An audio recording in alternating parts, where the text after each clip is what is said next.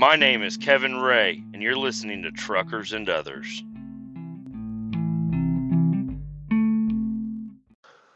Just left the facility where I offload out here in the middle of Oklahoma. Everything is going really smooth this route. Talked to you yesterday morning, and I guess after I talked to you yesterday, I made my way back on over to the facility, the power plant, and get loaded. I got loaded. Turns out that so there's 3 frac tanks that they've been putting this waste into, hazardous waste into, and they wanted to get rid of one of them. Me and another driver have been, for the last few months, pulling a total of 5 loads out each week. So I've been doing 3 loads, one on Monday, and then pulling another one Tuesday, and then another one on Thursday, and then on Wednesdays and Fridays is whenever I'm scheduled to offload. So right now it's Wednesday. Just got offloaded. I'm headed back. I'm just going to go to the shop,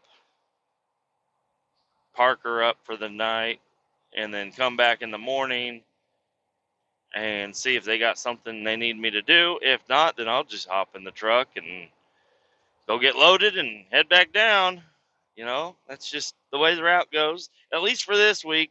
Next week's a little bit different, but yeah, I left you off yesterday, headed back to go get loaded. And when I showed up, there's 2 other guys from our crew. They were picking up one of the frac tanks. They had 2 rental frac tanks from one company, and there was kind of a shortage going on in the area of frac tanks. You know, they were just not available. And so a different rental company dropped off a different type of frac tank.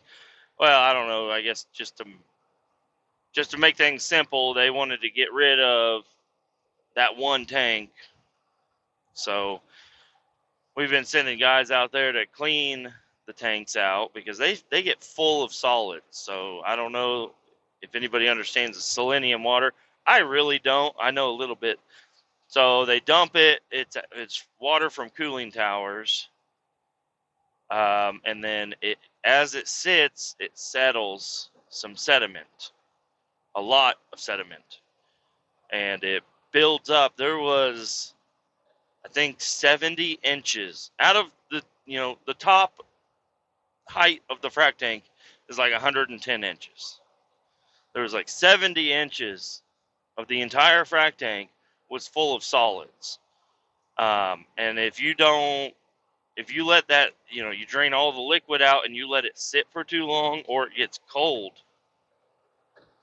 it'll turn into like concrete. And we got to get in there with hammers and chisels and all different kinds of equipment to break up the solid minerals that collect in there. And it looks really cool. So once you drain all the liquid out, because whenever we're offloading it with our big tankers, we just go through a hose off the top manhole lid and we suck. We try to put it down close to the solids, but we don't want to suck any of that mushy stuff because it's not quite settled in yet. It's still holding liquid. But we don't want any of that mushy shit getting in the pipes because then, we park overnight most of the time. And if we park overnight, that stuff will settle to the lowest point in the tank, which is normally where you drain it from.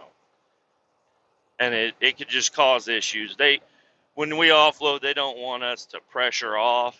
I have the option. I can build pressure in the tank, and it'll fucking blow out like crazy. But they really don't want you to do that at the facility where we offload. They just kind of let it gravity feed off into a big pit.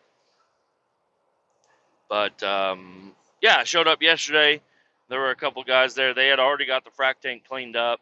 It was set. They're all set into individual containments. It's a big plastic containment. It's like got a 12-inch wall around it. It's got these little aluminum elbows that slide in all the way around the whole thing. And yeah, just by chance I showed up and they were there hauling that frac tank off. They had already, one guy had already hooked it up to the winch truck, pulled it out, and then they were using power washers to clean the containment because it's dusty around there, it's dirty, and the containment was not clean, and it belongs to a different rental company. So we cleaned it up, power wash it down, clean it up. They also threw down the a rubber mat underneath the whole containment, and then rubber strips for the tires, just to keep any holes from getting in that containment. And they were there power washing out the containment. They had a little sump filter or sump pump hooked up, trying to pump all the water that they're cleaning from the containment. They're trying to pump it all into the tank that I was going to pull from. So I ended up just hooking up a little 2-inch hose and sucking up all the liquid they had there, because that little sump pump was not really doing it. They were generally curious on how they were going to get all that water out of there if this sump pump isn't working. So luckily I showed up and I was able to get all that liquid from them, put it in my tank, and then go ahead and load everything else that I needed from the other tank that the power plant has been loading into. And then I helped them fold up that containment, roll up all the rubber mats and everything that go along with it. It was kind of nice because usually I go back to the shop and I got to do a different job, but they didn't have an extra job for me to do today or yesterday, so I was kind of like, man, all I'm doing is driving to the power plant, getting loaded, and going to the hotel. I'm going to be at the hotel like 5 o'clock. I mean, it's still a nice day, like a lengthy day, but I'm not used to that. I'm used to like running out of hours, so I had no problem whatsoever helping them do that. It gained me a little extra time, and they were very gracious that I was there so they could get their job done, because they're like, man, we're going to be here for hours if we got to wait for this sump pump to kind of suck this stuff up. Plus, there's a lot of gravel and other sediment type stuff all around the containment that the sump pump really was not good to pull up. But my tank was able to it'll pull anything. It'll pull gravel. You don't want to, but it will. Uh, it's really the main thing about that is, it'll suck up any gravel or dry material, but once it gets into the tank, it's kind of hard to get it out. And like a guzzler is made to do that. It's made to pull dry or wet product, and that's because the back door opens up completely and you can clean it out really easy. The tank I'm in, it's got 4 manhole lids up top in between each baffle, and then it's got a manhole lid on the back. But I've never been in one of these tanks. We usually, if they need cleaned, we take them to a facility, like a company, and we have them do a tank cleaning, also inspection on them. But we've done it before where we've got into them. It's a pain in the ass. So we just send it off to a company that actually cleans tanks, and it's worked out really well so far. Got loaded and took off, headed back to Oklahoma. My episodes have not been, so there. Eventually, everything is going to be the way I want it to go. Right now, I'm just uploading what I can. There's pauses. The first couple things that I recorded, they do have a lot of good information in them, but I was new to, recording and listening to myself and figuring out how everything worked. So there's a lot of long pauses where I'm, heavy breathing or thinking or taking a turn or just, because I'm driving right now. I got, sometimes I pause when I'm thinking and talking or whatever. I'm literally just talking to myself. It is nice knowing somebody might be listening to this, so I'm talking to somebody at least, and I'm not just being a wacko talking to myself. But the first couple episodes or segments that I recorded had a horrible cadence to them. I wanted to be able to edit all the silences out, but that's not going to work long term, because if doing recording and uploading this podcast is going to be more than what I can do on my phone, I'm not going to do it. I'm telling you right now, it'll be fun for a little bit, but if I have to edit anything, it's not going to work out. So most of the stuff I'm going to put out there is going to be full length with the pauses, because I don't know how to edit out the pauses without sitting there and listening to a 2 hour long podcast of myself that I just did, and then, using all the edit tools. It's a pain in the ass. So I'm not even really labeling the episodes. It's just day by day stuff. The first couple of days that I recorded will be out there eventually, but the ones that I know there, I'm now aware that I don't want to have to edit a whole bunch. So now I know if I'm going to be recording, I'm going to try to do it, and talk as quickly, so you're not listening to just nothing. So yeah, gonna be a little wacky starting out, because I mentioned in the first one that I posted up, I mentioned, this was the third podcast or whatever it was, and it's number one, and then I uploaded number two directly afterwards, and then now this will be episode 3, and then I don't know, whenever I get home, maybe on the weekend, and I have some time to actually, and I think about it, maybe I'll work on getting those other segments edited together, edit out some of the long, minute long silences that I do, and get it out to you guys, because I mentioned a lot of stuff in those, and I don't really remember what I said, so I'd like to get those out there so you all can hear that stuff, because yep, I explain how to use certain trucks and equipment on those. Headed through Oklahoma, got all these really cool ground formations out here. You don't call these mountains; they're just ground formations. It's like where, I don't know. It's really cool looking. Got Little Sahara nearby. I've driven by there. I haven't been able to see Little Sahara, the off-road park, but I drive through the town next to it, and it looks pretty cool. I've seen some videos, and I've known some people that have gone out there, but I don't have anything to ride out there. I did have a four-wheeler. My best friend, I let him have it. He did some work for me, and I was like, I can pay you, which he did. He also didn't want to even accept payment for what he did for me, but I was like, I'm going to give you this four-wheeler, because he had shown interest in it, and it's been parked under my deck for a while, and it's parked under my other buddy's deck for a while, and he ended up giving it to me, so I have no money in it. It's just a thing that I had, and if I had the time and I got around to it, I was going to get it up and going. It's a Honda 4Trax 300.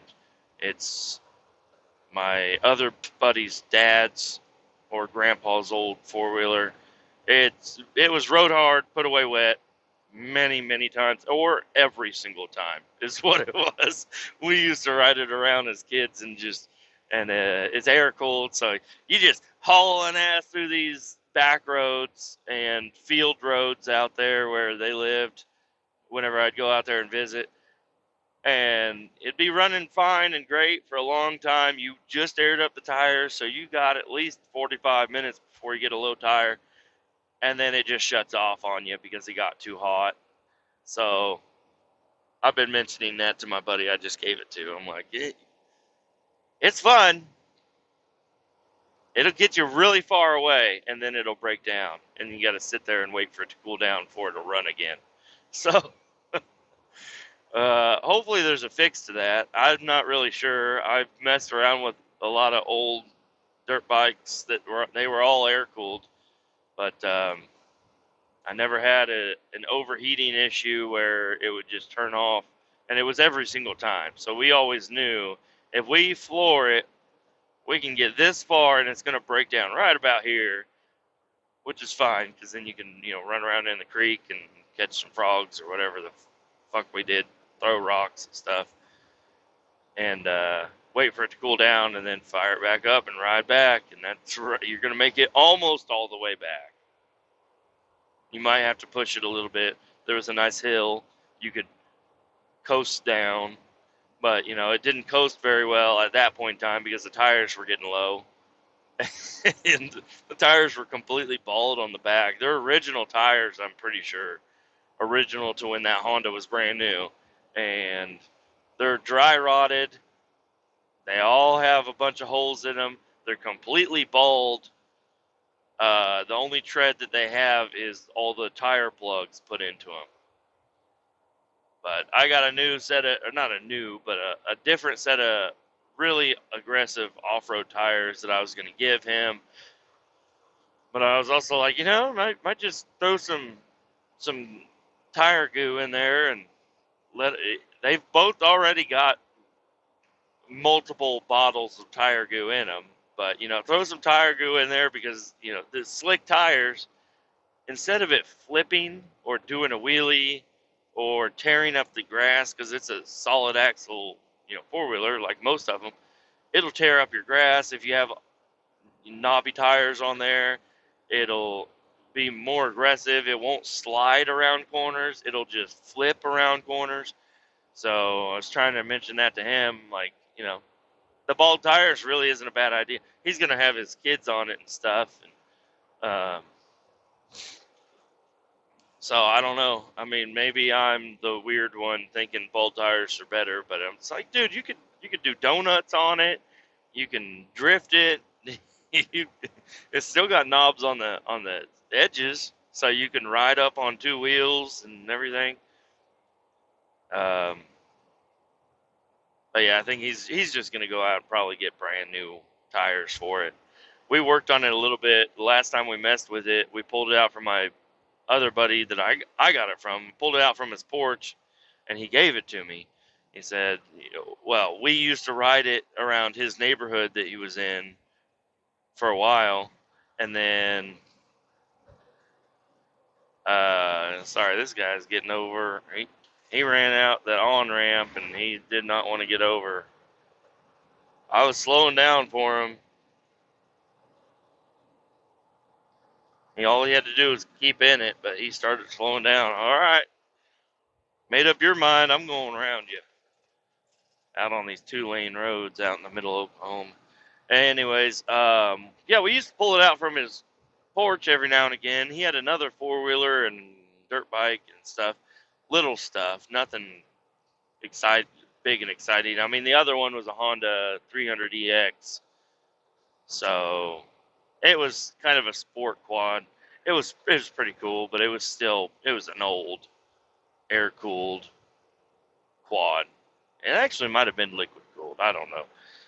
But we would pull these 4-wheelers out, and they've just been sitting under the deck. They got old gas in them. Turn the gas on, kick it over a few times, and eventually it'll fire right up. And throw some air in the tires, and then you have fun for a while, Just ride around his neighborhood or his backyard. And then the last time, he's like, yeah, I'm going to give it to you. And I'm like, no way.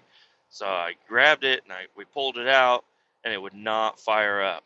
And then I found out, an animal got into the coil wire, and then we couldn't drag it out because the rear brakes were locked up on it. It sat for too long or whatever. So we banged on it for a while, could not get it to roll, and we loaded it up in the back of my truck. I took it to my house and I chained it to my fence, and then I just pulled out from it underneath it with my pickup and let it fall onto the ground, and then I slowly slid it up under the garage by myself, and then that's where it sat for a while, just until I get the time to work on it. And I'm kind of upset that I don't have it anymore, but I know that he's going to take good care of it, and he's going to get really good use out of it. He's got a couple of little kids, and they're getting to that age where they're wanting something, you know, they can handle a full size quad, and they have land. Like me, yeah, I could get it running. I got a 4-year old. He still doesn't know really how to work stuff very well. I thought my son was going to come out of the womb knowing how to drive, but that's not the case. And I've worked with him on bikes and stuff, but I don't know. This summer, it was like so hot. I don't know if I'm pretty sure we were breaking records. It was so damn hot. It's like anytime, and I work. So it's like we can't go outside unless it's early in the day or late in the day. And, I'm at work. So I get off work and I come home, and I've already been out in the hot part of the day all day long. Plus, both of my vehicles that I drive don't have air conditioning. So it's just like I'm having like a hot, not horrible day, but it's just like a really hot day, and then a hot drive home through traffic. And I get home, I want to sit in the AC. Not gonna lie, I've had my day, and I feel bad because the kids, I'm the highlight of their day. They're waiting for me to get home to play, and it's just like, dude, I am beat. And it's not. I don't just drive. That's another misconception, because everybody asks me what I do, and it's like I drive for an environmental company. Everybody expects me to be in a cab of a truck all day, which is work. It is work.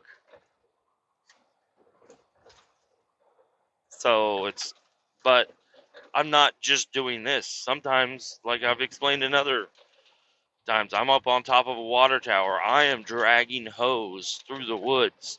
I am shoveling, or using a power washer inside of a tank, or like this selenium water stuff that I'm doing. I'm in a tank, hammering this stuff down. I do physical stuff quite often. With this particular route, I'm not really doing anything physical at all, which is kind of a nice change of pace. But I do like getting into physical stuff. Uh, I'm not going to get as fat as I could, if I just sat around eating and driving. And it's a rough time because, you're driving. There's nothing else you can do. I mean, I thought about it, and it's probably against the rules, but you could get like weights and put weights in the center of your truck or whatever, and you could drive and do weights, but that's just arms, and it's not really cardio. So I don't know. Every time you stop, you can get out and you can take a walk or something. You could eat healthier foods, but I don't know. Trying to find healthier foods out on the road usually isn't good. It's a salad that's been sitting on the shelf for a day or two, and it's like, ugh, I don't want to eat that. you know, you can get fresh salad somewhere, and you can actually go get like a Subway sandwich, which isn't healthy, especially the way I make them. It ain't healthy at all. But at least it's got some stuff on there of substance rather than a McDonald's cheeseburger or a bag of chips. I take my lunch with me, and a lot of these truck stops they understand truck drivers, so they have stuff you can buy like grocery type items, and you can load up with some of that stuff. I've thought about getting like a little fridge for the truck, but that's I don't know.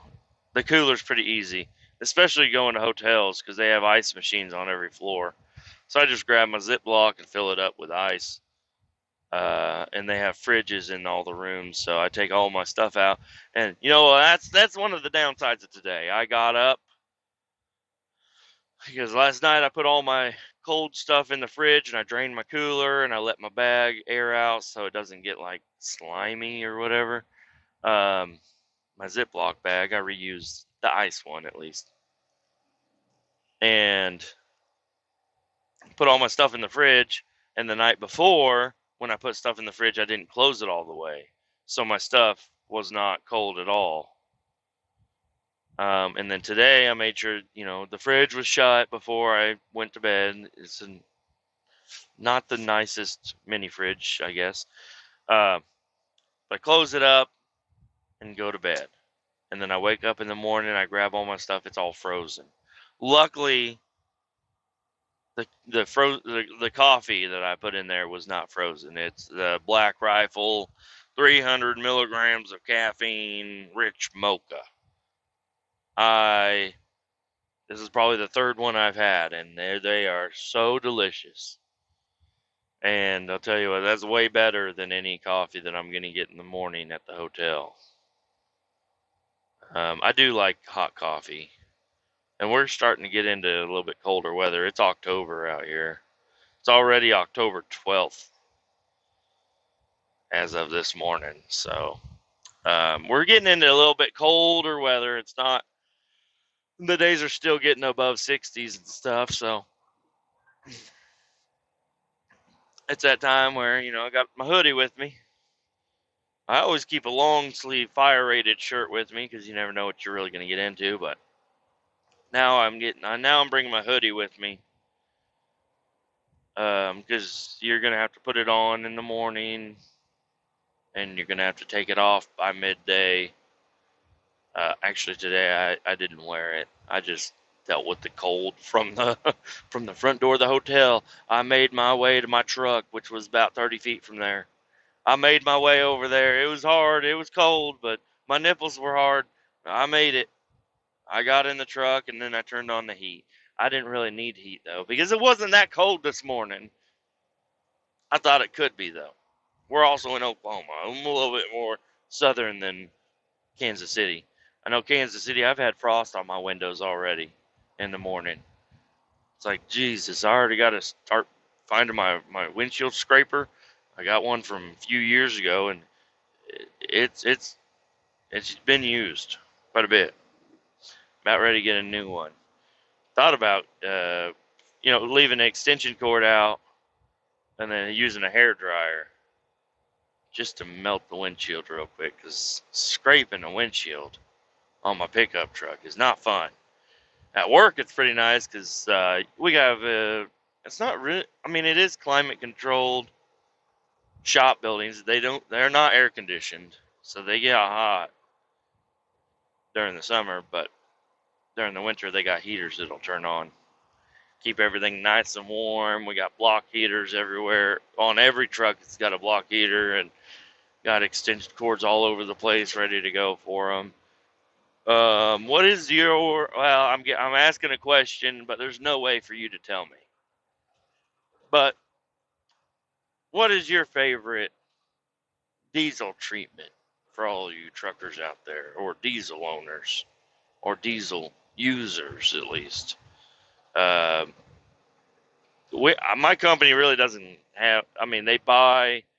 I don't know. It's a clear bottle. It's a brown liquid. I think it's got like a yellow label on it, and it's a diesel treatment. And basically during winter, we dump a whole bottle every time we fill up, and that's what they've told us to do. Even the mechanics, just dump a whole bottle in every time you fill up. And then we have the 911 stuff, and there's other stuff because sometimes you're out on the road for a while, or you forget to grab some from the shop, and you just grab whatever the store's got in stock. But yep, we're getting to that time. Start needing to put anti-gel in your fuel tank. We've got a big tank at the shop. It's probably 3,000 gallons, 2,000 to 3,000 gallon tank full of diesel at the shop, of on-road diesel, not off-road. It's the good shit. We use it in all our trucks and everything. And we winterized that really well. It was kind of strange last year. We went through so many fuel filters in our trucks, and we were all trying to figure out what the hell it is. Like, we're making sure the caps are on. I don't. How is it every single truck needs a fuel filter every couple of thousand miles? Like, what the hell is going on? Turns out we had a fungus growing in our fuel tank. And they drained it out a couple times. Well, at least one time they drained it out and then refilled it all with brand new fuel. But the fungus was still growing in there, and they eventually had to have it severely cleaned or whatever, clean our fuel tank, and that's really fixed it all up.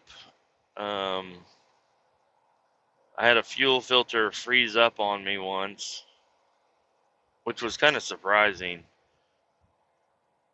I was driving all day with it. This was with a different company. I was driving a Mack 10 speed, and I was just driving around doing my route. And then I'm driving, and it's like the throttle response is dog shit. And I'm like, I can only get it to go like 50. I'm like messing with it. I'm like, if I hold it just not full throttle, but a little bit off of full throttle, that's the most power I can get out of it. And it's still not working right. I end up pulling over and cracking open the hood, and yeah, the the fuel filter, the glass part of it, you could see everything was all gelled up inside there. It was not doing good at all. Had to have an emergency guy come out. We had a mobile mechanic with that place. He wasn't at our shop or anything. It was one guy trying to take care of our whole fleet. So I had to wait on him to come out, put a new fuel filter on there, and he's like, "You need to start putting some of this diesel treatment in there." I'm like, "Oh, shit," because fuel stations, they got their winter, they've already switched over to their winter blend, but it's not good enough. You gotta treat it up.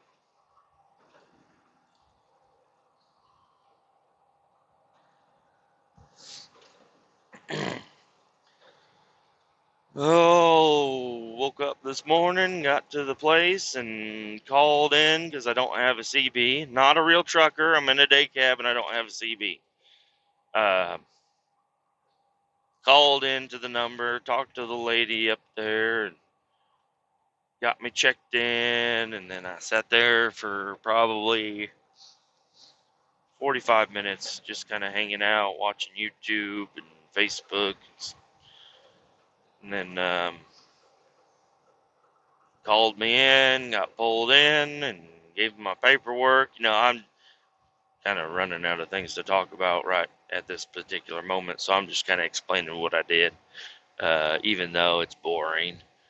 Gave them my paperwork, said hello. They told me pull up to the north pit, pull up on the scale, wait for them to call me again to tell me I'm good, so I can pull off the scale, because yeah, I pulled off the scale too early before, thinking, oh, I've been on here long enough, they've probably got it, I'm gonna go ahead and pull off. No, just wait for them to call you. Everybody else with the CB around there is all upset at you. They're like, "Get off! What are you doing?" It's like I gotta wait for them to call me before I pull off the scale. Sometimes I'll hear them. Well, I won't hear them, but they will hear them calling for me on the CB, forgetting that 5 seconds later, but beforehand, they had to call me to tell me to come in, and they'll forget and they'll call me on the CB, and the guys will tell me to pull up off the scale. At least that's what I think happens, and I haven't had an issue with that. But they don't. I don't know. They really don't like waiting at all. It's like, dude, I've been here for 7 hours. 30 seconds on the scale is too long for you. Whatever.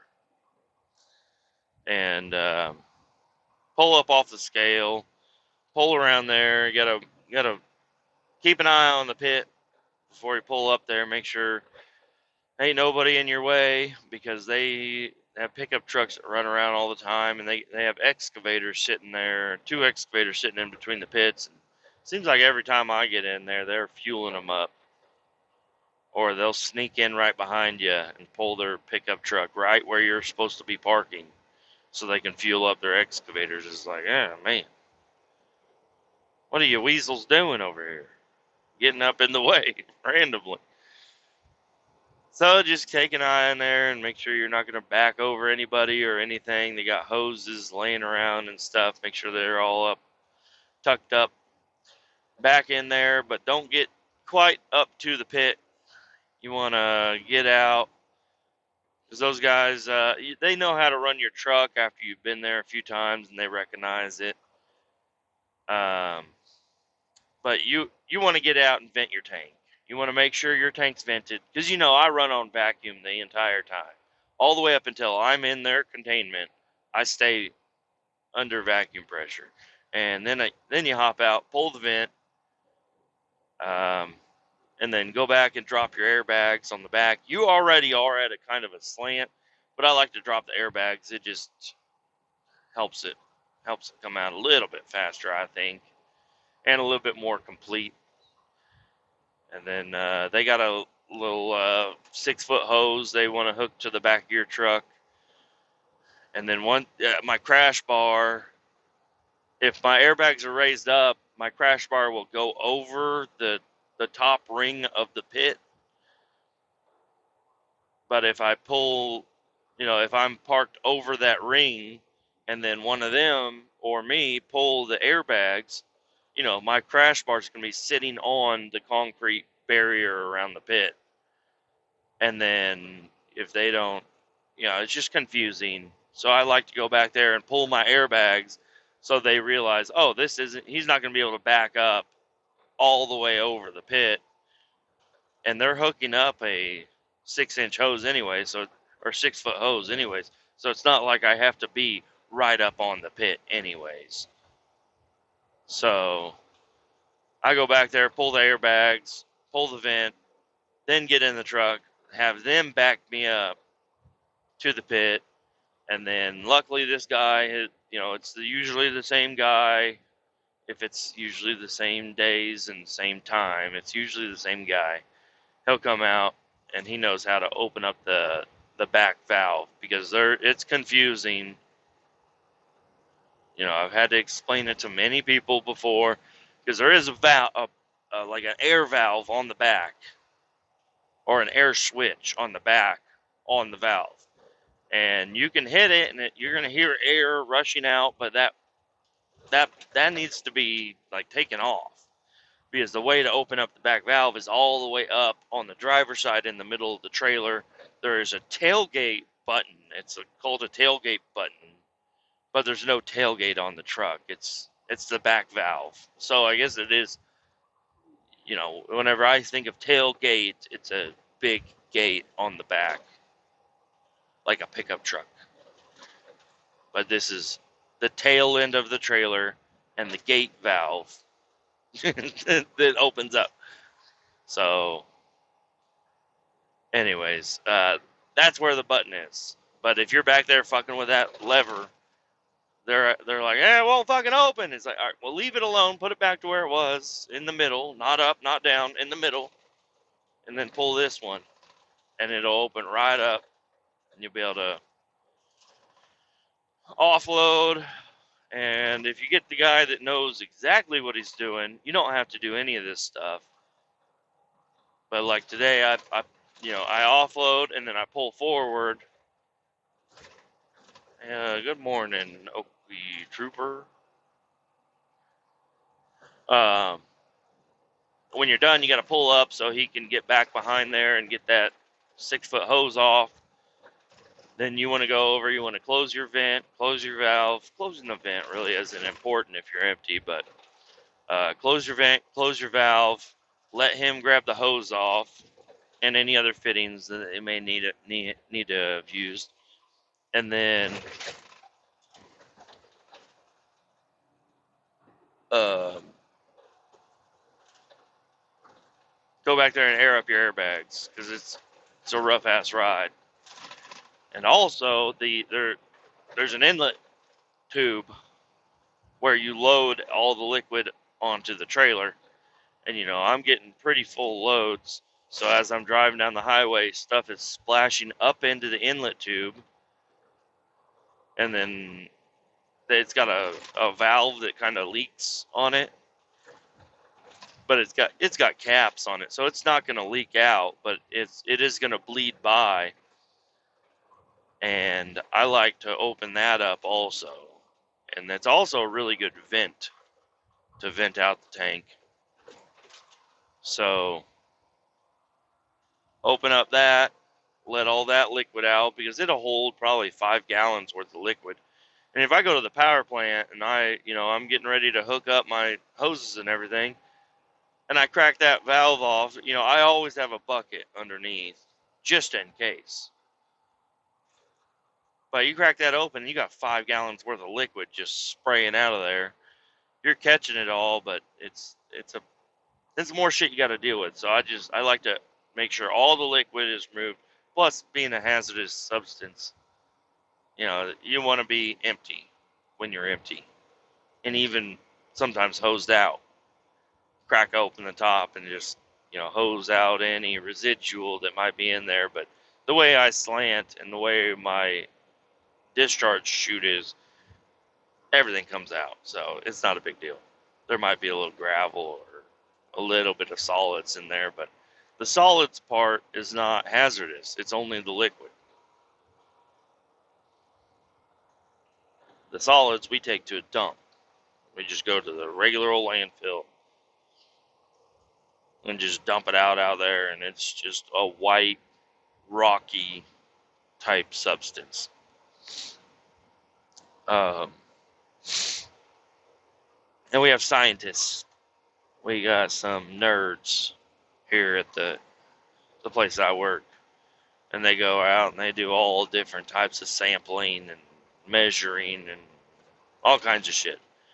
So they know they got all the data that we need, and yep, the liquid is hazardous, the solids are not. So pretty interesting how that works out. Get offloaded, get all that shit buttoned up, pull down. I leave all my placards on. Pull down there, and you got to get your paperwork. You got to weigh out, wait for the call, pull down next to the office. And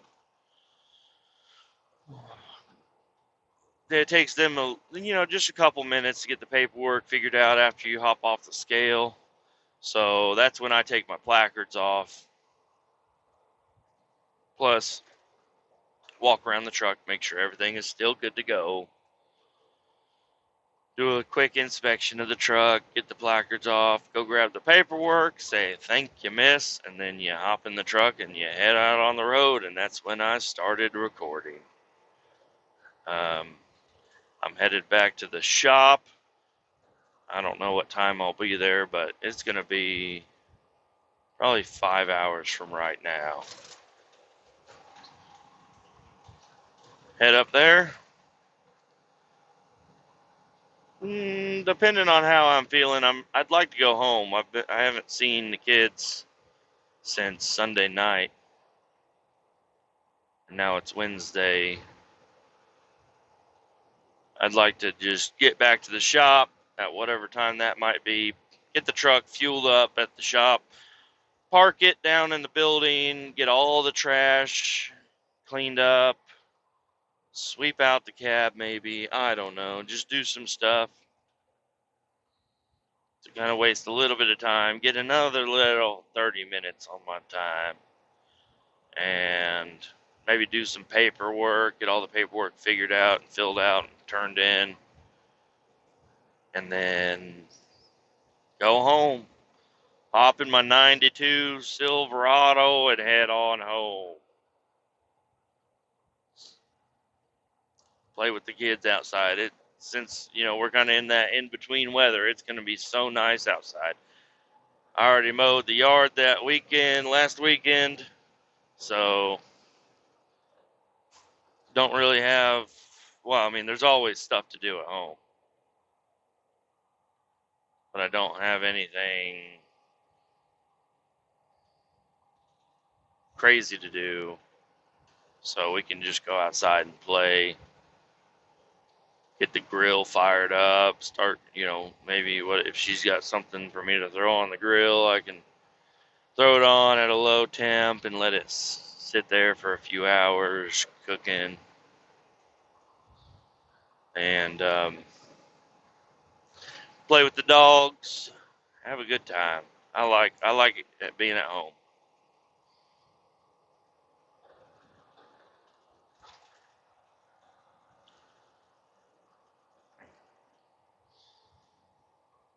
Trying to think of other little story things I got to talk about. Here we go. Let me just see what I got here.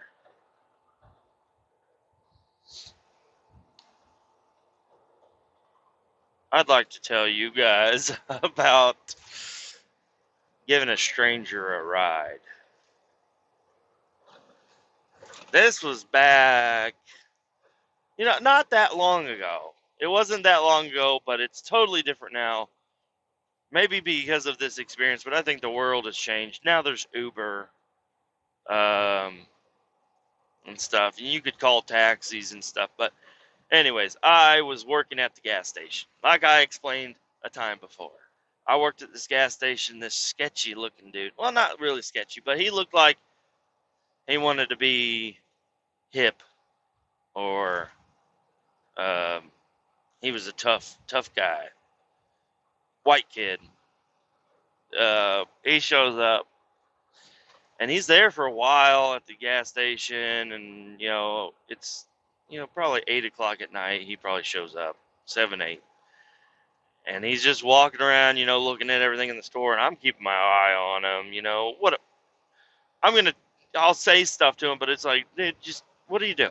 Are you stealing? What are you doing here? You just been walking around, and he's like, oh man, I ain't got a ride. Can I use your phone? And I let him use the corded phone at the building. There was no pay phones or anything like that. I was like, yeah, here you go. Let him call a few people, and then, but I talked with him a little bit, and he seemed like an all right guy. Just down on his luck on this particular day. I don't know why he was out in this part of town, um, how he got there, anything like that. We just talked a little bit. I don't even remember any of the conversation. I know that we talked. And I'm such a sucker, It got to a point where I'm like, hey, man, all right, well, listen, I'm going to have to close the store down at 11 or midnight, whatever it was. I'm going to close the store down.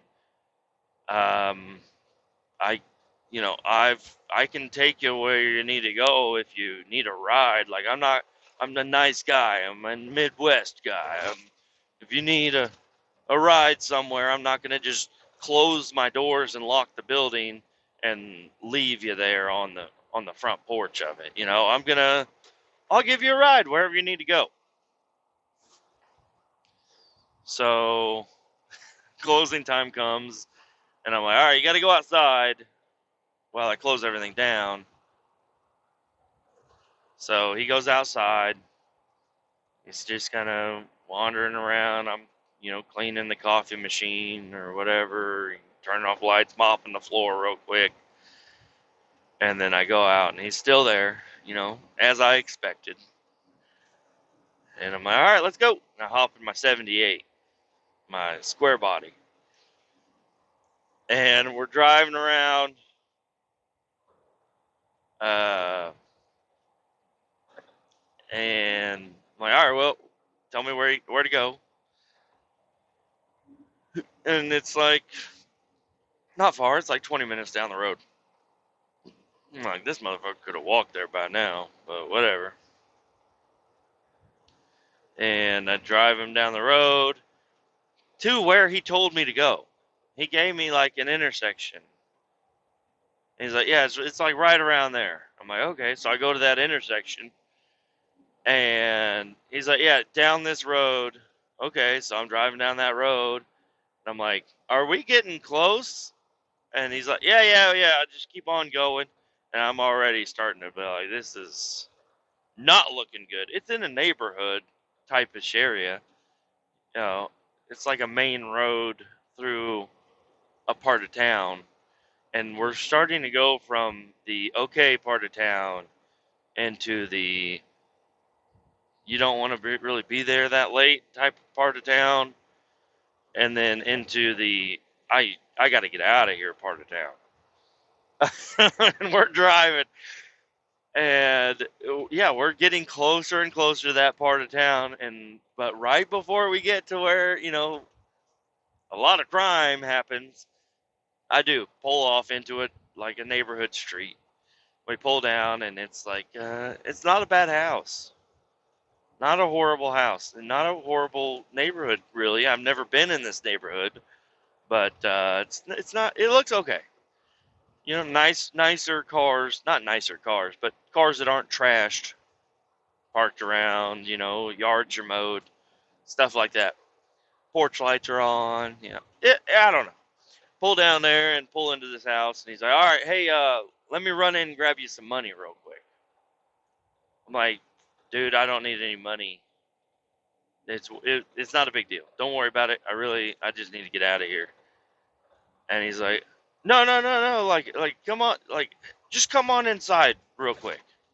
I'm like, this is and I was pressured into it. I felt pressured into going inside, and I was already I don't know. I had my ups and downs of how I felt about the situation. Okay, I mean, yeah, I'll go inside. I'll go inside your random house. And we go inside, and there's just like boxes of like newspapers around and stuff. This is, it looked a totally different type of place from the outside as the inside. Go inside there, and his aunt comes out, and she's like, "Oh, I'm so glad you drove him home. I didn't, my car is blah blah blah, and I'm so glad. Let me go. Come over here with me, and I'll get you some money." And I don't know how old she is, probably like 50, maybe 50. They bring me like an old ice cream tub full of change. And they're like, "Here, you can have this." And I'm like, you know, and I'm maybe I was being rude, but I'm like, I don't need that. I don't need a giant tub of change. First off, there's probably more money in there than what you would pay me in dollar bills. Second off, I just don't want to deal with that. I it's a courteous thing I did. I gave him a ride. I'm out of here. And they're like, no, well, hey, actually, I do need a ride, is what the lady told me. She's like, if you could just give me a ride over to this one place. My car's been broke down, and I've just really needed to stop by this one place to where my mother is or something like that. And I just need to do something over there real quick. And I'm like, yeah, yeah, bad idea. Yeah, I'll do it. Sure. She's like, it's not far away. It's not far away. Just get me a ride over there real quick. So we all hop in my 78, and at the time I did have the bench seat in it because it hadn't been stolen yet. Anyways, she hops in the middle, and then he hops in the other side, and they're just, I'm starting to get, a little bit of, maybe they're using a little bit of stuff they shouldn't be using, type vibe out of these people. You know, they seem kind of like sketchy people, and not that the whole situation hasn't been sketchy from beginning to end already. Um, drive out, and then she's like, "It's one of these houses." I'm like, "You don't know which house?" She's like, "Yeah, it's one of these houses. Just keep going down the road." And we pull in. It's like, it looks like a retirement community, kind of like duplexy type area. I'm not even sure where it was, but it was, this is. I closed the store at 11, and it took me probably half an hour to get to where we needed to be, and then probably another half hour in the house. And so it's later. It's like 1 a.m. And I'm driving around this retirement community in my loud fucking rusty truck. It's loud. Uh, and I got these two crackheads with me. And I'm wearing like a uniform. I don't know. I'm trying to look at it from the outside, and it does not look good. And yeah, we're driving around, just kind of creeping through this neighborhood. And she's like, "Stop, stop, stop." So I slam on the brakes and stop. And she's like, "It's right here. It's right here." So she hops out. I failed to mention she has no saggy titties and no bra. Big, like, long shirt. You know, what you would expect somebody to sleep in, I guess. I don't know. Or walk around the house in by themselves. What am I getting beeped at for? Oh, am I? It thinks I was speeding. Anyways, yeah, she hops out of the truck, and she runs off into these, like, I mean, the way it looked like she ran into some bushes. She straight up ran into some bushes behind a house. And he's like, "What do you think of my aunt?" I'm like, she's nice."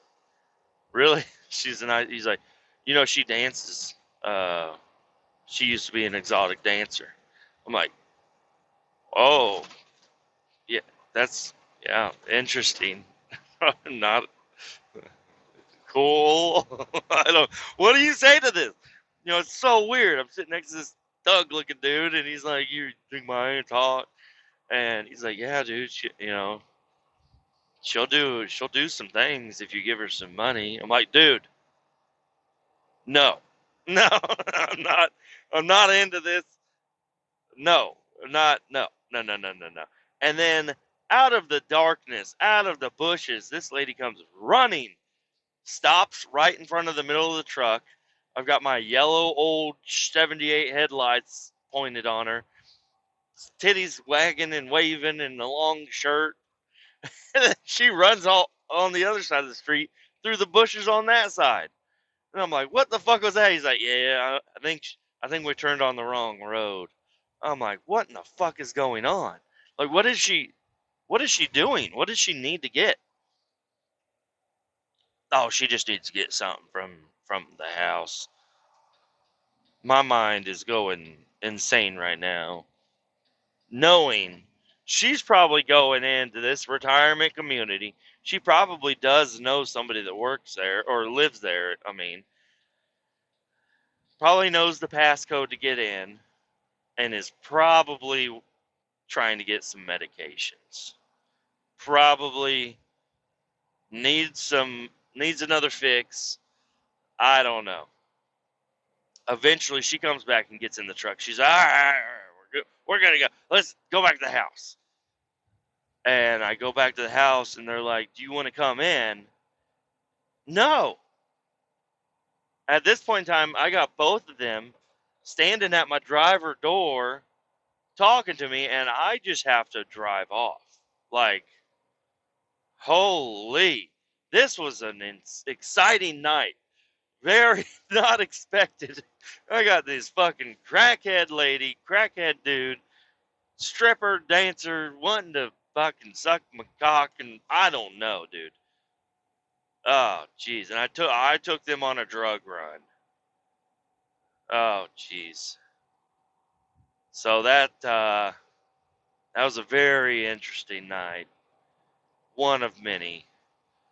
Trying to think of, yeah, I picked up some hitchhikers once. Not hitchhikers. They weren't hitchhikers, no. I saw a truck broke down on the side of the road.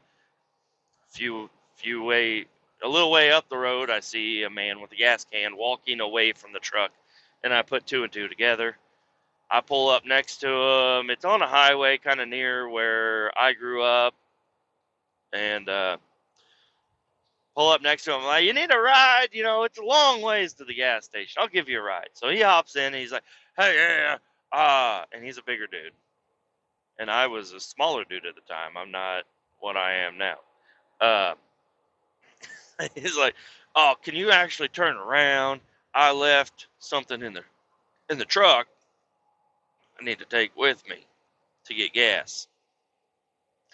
Okay, yeah, not a big deal. Do a U-turn on the highway, come around, go all the way down to the next exit, do a U-turn, come back and get up to the truck.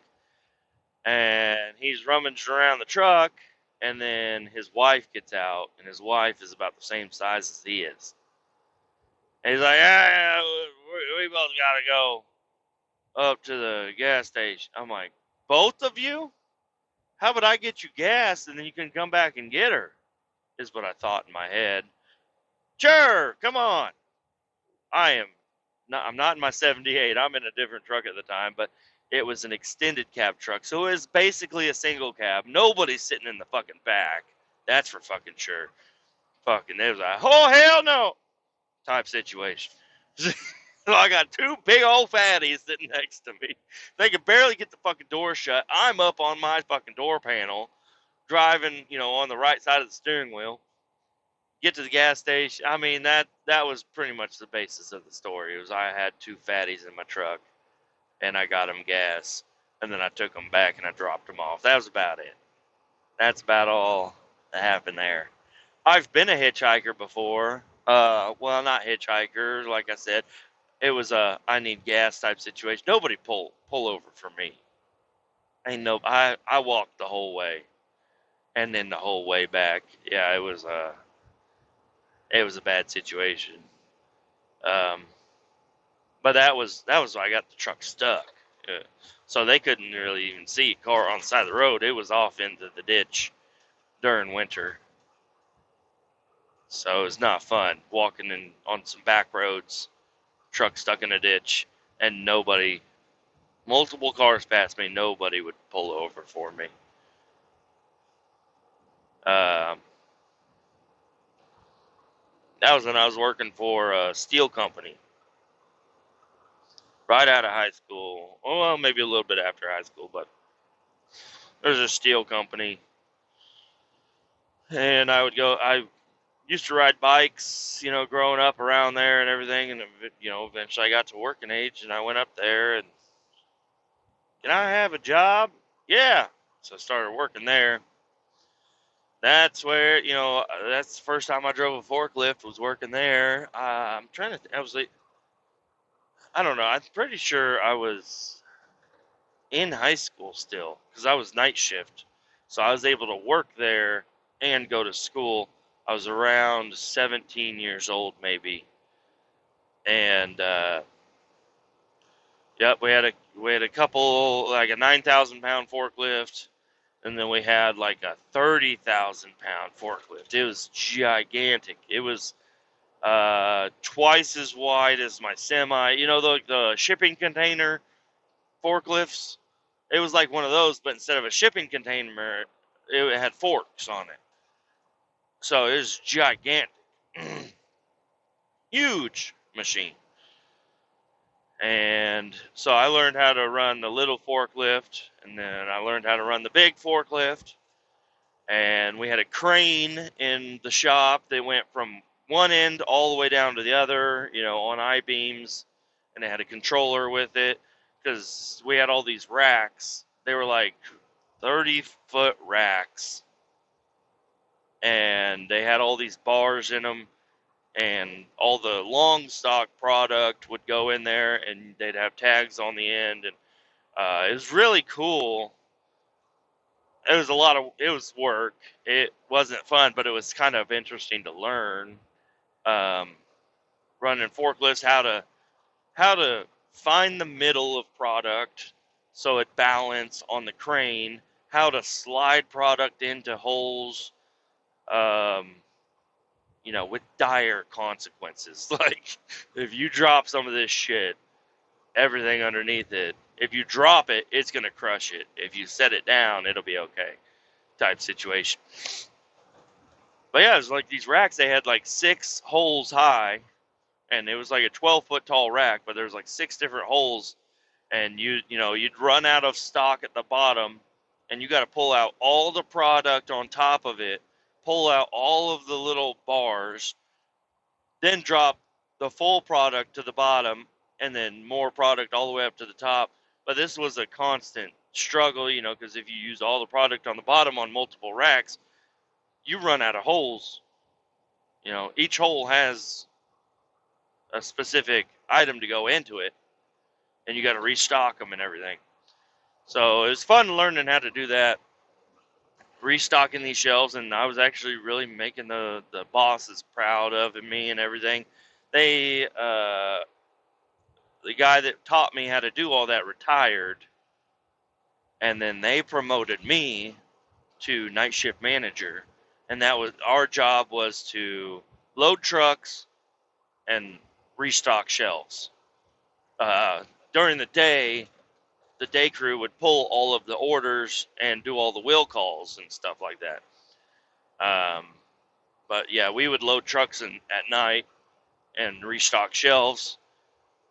I shit my pants there one day. It was night shift. They had hired this dude to work with me. He was kind of a sketchy ass dude. Pretty sure he went and smoked some shit out around the corner every time he could. But he once you got him on a roll, he was good to go. But if you lose him, he's gone. So I remember one day he was like, "Hey, I'm trying to lift up this stuff. Will you help me?" I'm like, "I got a shit, dude. I gotta go take a shit." He's like, "Oh, it'll be real quick. Just do this real, because I take a long shit." I'm like, "I'll help you in like 20 minutes." He's like, "No, just help me do this real quick." So I go over there. As soon as I pick that shit up, boop, in my pants. And yeah, I had an extended lunch that day. I went home and showered. Whatever.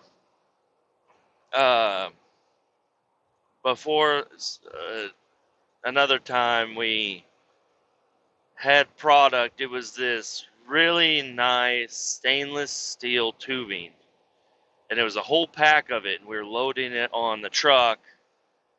And look, brand new packs are easy because the middle usually has a band right in the middle or right next to the middle, so you just got to pick it up a couple of times, move the chain just a little bit, right where the middle is. But we got pretty good at it, and we pick it up and set it up on the truck. Well, we don't. Crackhead man does. He sets it up on the truck. He's like, "Going to lunch." So he goes to lunch. He did not unhook the crane. Don't back up. Don't back up. Got a guy that pulled off on the side of the road trying to do a U-turn, and he's trailer's sticking out on the road a little bit. Anyways, yeah, he sets it down on the truck. Winch or crane still attached. Goes to lunch. I go to lunch. He comes back from lunch. I guess that was the last thing to load on the truck. He hops in the truck, takes off, and this whole stack of stainless steel tubing gets dragged off the back of the truck, and it wasn't, as it was dragging, it moved the chain out of the center of it, and it came and it bent all 150 pieces or whatever it was of this stainless steel tubing and hit on the ground, bent every single one of them, flattened the front, opening of some of them. Yeah, we got a talking to after that. That was a big no-no. Luckily, we were able to use a chop saw, chop that. It sucks because, a 16-foot bundle of this stuff is worth a lot more than 2 4-foot bundles, because we had to chop it down to straight pieces. And so that was an incident we had. It was icy one day, and I was young, and I thought my pickup truck was badass. And the trucks were parked outside, and the brakes froze up on them, the trailer brakes. So we had to, we were supposed to, hook up the big heavy-duty forklift and use that to drag the trucks around, but it didn't really have a lot of tread, and it was a severely limited slip differential on this forklift, because it turns on a dime. So that forklift was really no good on ice at all. So I grabbed my pickup truck and lock it in 4-wheel drive, and I'm pulling this semi around the lot, trying to get it up to the spot that it was kind of thawed out a little bit, get them trailer tires up on there, and we could break them loose up there. We could have got a hammer banged on there, and looking back now, that's what I would have done. But I was young, and I had a crackhead working with me. We did a lot of stuff the wrong way, and yeah, I got that. They yelled at me for that. Another day, I was driving that big forklift, and down in a lower spot, right where we parked all our pickup trucks, I had to go grab a stack of, I think, probably wooden blocks or something from down there. And I'm backing up the giant forklift, and I hit ice, and I can't stop. Like, it's just sliding. I'm on a slight hill, and it's sliding. Guess what it fucking hit? My pickup truck. I hit my pickup truck with this giant forklift. It didn't really do a lot of damage, but I did hit my truck. Had to fill out a report on that because I scratched the back of the big forklift. It was a newer piece of equipment we had, and they had to make a report because if they see that scratch on there, every other forklift I've ever seen, the whole back end of them is all just scraped to fuck. So I didn't think it was a big deal. Like, I don't need to be reported on for this, but whatever. And another time I was in my pickup truck headed to lunch or the end of the day, and I went to back up the truck, and I hit ice, and I slid into a semi-trailer. It broke out my taillight. That was not fun. I was also young. I was not of age. That we had a Christmas party. Go there, no questions asked. I was drinking a lot. It was not my first beer. So I went to the Christmas party and got hammered drunk, and I think the boss's son drove me home. It was kind of funny. He was drunk also, but I was young and drunk, so I don't know. And yeah, we had this other warehouse full of specialty equipment or specialty metals. There was some stuff in there that we were shipping to. It sounds kind of generic, but it was like for NASA. It was like we were selling little bitty pieces of metal that were milled and made in such a way that they were going to NASA or something like that, or some space foundation. I don't know. And that was a really cool warehouse. It had all kinds of really nice stuff. We also had like expanded metal and sheet metal in there. And there was another building attached to that, and that's where the big forklift was parked. That's where it went every night. It had its own little garage, but it was a really tall garage, and there was a 2-bay garage. The other bay, they kind of put up a makeshift wall in between, and they rented out that bay to another company, and they just moved in. They just moved in a lot of tools and equipment and uh, tables for whatever they do. I don't even know what they did. They weren't there long enough for me to find out. And gigantic toolboxes, like really nice snap-on toolboxes. And the garage door opener that we had for it, this button was for his garage, the other button was for our garage. And before they rented out that garage, we used to park that big forklift in that spot. Well, we ended up cleaning out the other side, and then that's where, I thought everybody knew that's where the forklift went. And I would catch the crackhead dude opening up the wrong side and parking the forklift in there. And I'm like, I would have to go up there. He would leave. He would park it in there and then leave. And he'd be gone. And I'd have to go up there and move it around. Well, one day, I saw him open that garage. And I'm like, God damn it. So I call him on the radio. And I'm like, that forklift doesn't go in that fucking garage. What are you doing? I move it every night. And then I hear a giant crash. I'm like, oh, fuck no. And he was pulling in that building. He had the forks, maybe a foot over the ground. You had to have them, a foot or less, or else it wouldn't fit in the garage door. I thought he caught the top of the mast of the forklift on the garage door. And that's what I heard. And I'm like, fuck. So I go up there.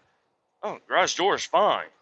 I look in there, he drove the forks through the toolboxes and the back of the building. Like, his forks went through the toolboxes and pushed the toolboxes into the back wall and knocked the back wall out of the building. I am just in disbelief and shock. I'm like, what happened? He's like, oh, you were calling me on the radio, and I was pulling it in here, and then you said don't pull it in here, and then I thought I put it in reverse, and I hit the throttle, but then it started going forward, and I tried to hit the brake, but I was on the throttle, and it went, and it did this. I'm like, God damn it. And we were night shift, so it was like 3 a.m.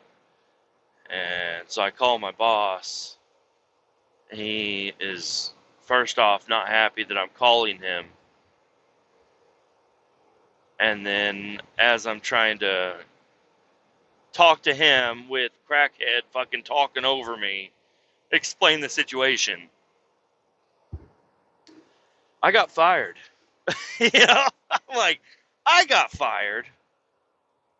And I found that after I got fired, it was in my neighborhood, so I'd drive by there all the time.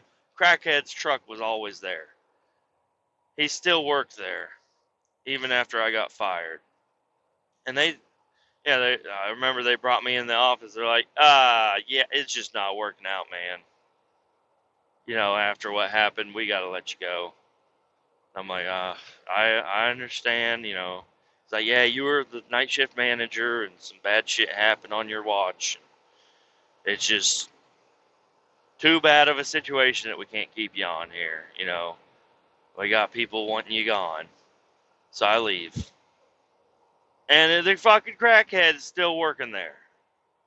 I couldn't fucking believe it. And I just kind of said to hell with that place. But I liked a lot of people that worked there, but after the situation, I'm pretty sure the story got skewed. And it looked like I was at fault for the situation or something. I don't know. I even went back up there years later because I was needing a job. And I thought, maybe it's been a while. Maybe I can get up there. And I'm also not 17 anymore. Maybe I could get a job there doing something. So I applied, and then I got it brought in for an interview, and I explained to them that I used to work there back in the day. I never got a call back. I'm pretty sure they looked me up and they're like, "Oh, that's the fucking guy that ruined Jeff's toolboxes or whatever." I don't know. The company's still in business. They're still, my mom still lives over there. I still drive by every now and again. I see them. They're still working. I see them out on the roads. Um, I had a couple jobs before this too. Um, used to work. So my first ever job, it was my best friend. Not my best, not my. Well, I mean, they're all my best friend. I don't know how to explain it, but my best friend at the time. Uh, I'd go over to his house and stay the night, and we'd play video games and ride bikes and just have a good time. He, somebody's trying to buy my house. Got those automated messages popping up. Somebody wants to buy my house. No, it ain't for sale. Anyways, ride my bikes over there all the time, and he would, every now and again, he'd be like, "I have to go to work." And I'm like, "I'm your best friend. What kind of job do you have?" And we're like 12 or 13 at the time, or maybe even younger. And he's like, "Oh, there's a guy that lives behind my house, and I work with him, popping kettle corn." I'm like, "Oh." And he's like, "Yeah, come on, let's work."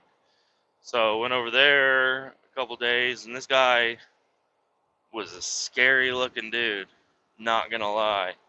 He's bald, uh, you know, some gold teeth and earrings, and just, crooked teeth, like a crooked nose, buff. Not very tall, but he's like strong and buff, and had this voice and this attitude and everything. And I'm like, "Oof." I'm like, "You work for this guy?" He's like, "Yeah, he used to be in prison, dude." I'm like, "What?" He's like, "Yeah, he just got out like maybe a year ago. He did like 10 years or something like that." I'm like, "No shit." Um, oh, okay, you're gonna pull out in front of me. Oh, you're going the other way. Okay, all right. I was just making sure. I'm flying down these back roads, and you're gonna pull out, get in my lane. I'm gonna have an issue with that. I'm gonna have to slow way down. Anyways, this guy, yeah, he just got out of prison. He did 10 years. I think he killed a guy, or I don't even know what it was. I'm pretty sure it was some drug charges or something, or dealing or something like that. Because he was a businessman. He, learning later on, in prison, he came up with this idea. Instead of selling cocaine, he's going to sell popcorn. And he did all this studying and everything, and he came up with this idea and built it all on his own. Uh, got a business loan and everything. I think he got a college degree in prison, and yeah, started up this business, and it just happened to be right behind my buddy's house. So we were over there all the time, and this guy's thinking, "Oh, cheap ass labor." Hell yeah, it was cheap labor, but we were also 13 making $10 an hour. We were fucking rolling, dude. Parents are wondering, "Where are you getting all this money?" It's like, "Oh, we're popping. Every time I stay at Tyler's house, wake up in the morning, go over there, and we pop kettle corn, and this guy pays us." And my mom, I don't know if she was really okay with it. She probably wasn't comfortable with it, but it was all in good fun. Nothing bad ever happened. Um, we, and I'll just explain the method that we used. We had a big kettle. It's like a big bowl. They had a propane, flame underneath it with a giant propane bottle, and there was another table next to it that it was all stainless steel equipment. It had buckets underneath metal grates to catch all the kernels and stuff. So and then there was another table after that that also had metal grates in it and buckets to catch any other kernels. And you dump a fuckload of oil, not really a fuckload, but like, I don't know, a little bit less, like maybe 2 quarts of oil. He switched up the formula every now and again. He was using peanut oil, but then after going through all the food grade stuff, he had to have special signs made up for peanut allergies and stuff. So he ended up switching over to soybean oil. But anyways, you put like 2 quarts of oil in there, and then you have this other measuring cup, and you just fill it to the top with kernels. And they were in the Brute trash can barrels, but they were clean barrels. They weren't trash cans at all, but uh, they're nice. They had rolly wheels on them and everything. And you scoop up this corn, dump it in there, and then you have the big wooden spoon, paddle, whatever you want to call it. Sometimes they're actually a metal spoon. Um, and you just stir it up while it's heating up, and it starts boiling, and then it starts popping, and there's a big lid that you could put over the top so like the corn wasn't popping out. And you basically, you got to time it perfectly. If you've ever over microwaved popcorn, you know that there's a big difference between undercooked popcorn, perfectly cooked popcorn, and then just a little bit overcooked. It's not good. Anyways, but it would all pop in there, and I guess not being in a microwave it was way better stuff. And you pop all the corn, and then you also dumped like 2 of those measuring cups. Like it was a 2-to-1 ratio for sugar versus the corn kernels in there. So you dump all this sugar in there, and you mix it up, and it starts popping, and it's hitting the lid, and then you dump it into the first table, and that's when you salt it. You salt it down, and you let it kind of cool, and it kind of melts and it flows. It looks kind of like that kinetic sand type stuff. It's just like kind of like flowing down, like melting. And you salt it, and you got these other 2 big plastic scoopers, and you kind of shift it around, and then you salt it again, and then before it cools all the way, while it's still kind of clumpy and sticky, you pick it up and you dump it into the other tray, the other table. And that's the cooling table. So while it's in there, that's when you're just kind of sifting it, making sure it's not going to clump up. All the pieces are going to basically be individual and not melted together with like the sugar and everything. And also it helps all the other kernels. Like if a kernel gets stuck in some of the sugar attached to a piece of corn, they'll fall apart and they'll fall down in there. And you can pull out the sugar chunks, because sometimes if you're not mixing it enough, you'll get giant sugar chunks or sugar corn pieces that, it's a corn. It looks like the mosquito from Jurassic Park type thing. And then you have these bags, and they're like little long condom looking bags, and you fill those up. And he had a specific way to do everything, which was kind of nice and also good, because he trained everybody how to do everything, and he trained everybody the same way, and it's not like anybody had ever done this before. So it was a well-oiled machine, most of the time. He's also still had to work with 13-year-olds, and we were just getting to that age where we can kind of follow direction. And yeah, you fill up these bags and you got to kind of pack them down, kind of bounce them on the table to pack them down, get as much corn in there as you can. And then you got to twist it. But, there's so much oil and salt and sugar and stuff all over your hands. There's splatters coming out of the pot and everything. Everything is oily. And that's what I always had a trouble with, is my hands would get too oily. You had to keep a rag with you. You can wipe your hands off. So you can twist the top of the bag, and then he had this sealing machine, and you got to twist it. But you don't want it. He's like, you got to have an inch. That's all you want of bag sticking over the seal. And you put it through the sealing machine. It puts a little piece of tape through and seals it up. And then you throw them in these cardboard boxes and you fill them up. And we had two different sizes: small bag, which was like a foot tall, and then a large bag, which was like a foot and a half or 2 foot tall.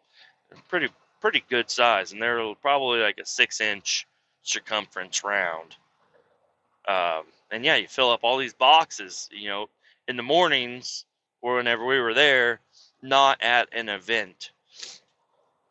We would put them in these boxes and we'd pre-pop. So he would work at formerly known as the Sprint Center. There's also like kite festivals and air balloon festivals and like festivals, like Oktoberfest and just like festivals and stuff around. It was an events that were going on. He would be a vendor there. So he would like always to have enough stock. He'd have this trailer. He had multiple trailers, set up with everything you need to set up at an event, and like the canopies and everything, all the stuff, tables, money box, extra propane, and we'd load any extra space we had in there would be full of these boxes full of popped kettle corn in bags with the nice label on the front and the nutrition facts on the back. It was all legit. Like, he was friends with an FDA lady, or what is it called? The food safety person. I don't know. She would go around to a lot of those events also, and after I was working those events, I realized it. I became friends with her. She'd walk around to basically all the vendors in certain events and make sure they're all doing the thing they're supposed to be doing. But he was really good friends with her, so not that we got away with anything, because we did everything by the book. And if there's something wrong with that bag of kettle corn, throw it out. If there's something wrong with that batch of kettle corn, throw it out. Because just think about it. It's 2 cups of sugar and 1 cup of kettle corn and 2 quarts of oil. That's the money invested in that makes 20 bags worth, and you sell them for $5 to $8 a piece, depending on the size and where you're at or whatever.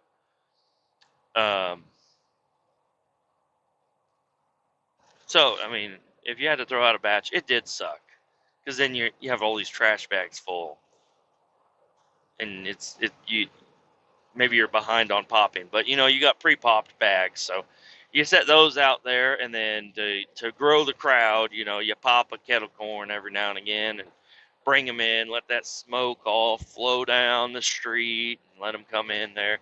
We'd also set up in front of, well, I think he still does, set up in front of grocery stores.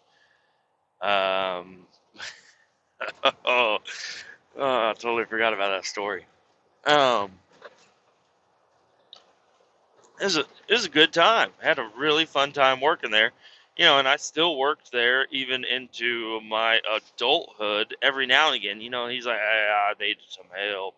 I got these 2 different events going on, and I need somebody to do something.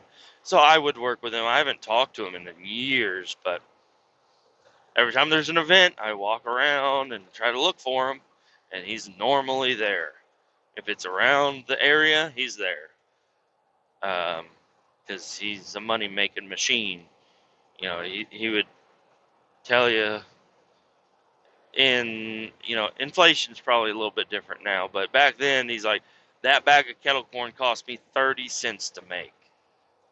He's like, I've done the math on every single thing that goes into making that one bag of kettle corn is about 30 cents. And he'd sell them for $5. Not a bad gig. Um,